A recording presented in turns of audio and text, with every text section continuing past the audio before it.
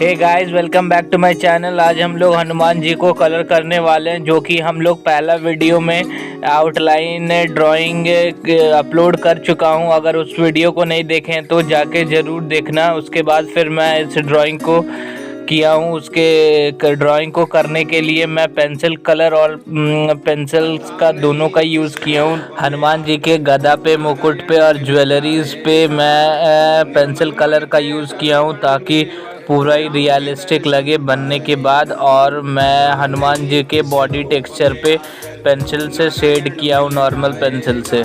तो guys, channel पे नए हो तो चैनल को ज़रूर सब्सक्राइब कर लेना और पूरा वीडियो एंड तक देखना। और गाइस, वीडियो कैसा लगा एंड में ज़रूर कमेंट करके बताना।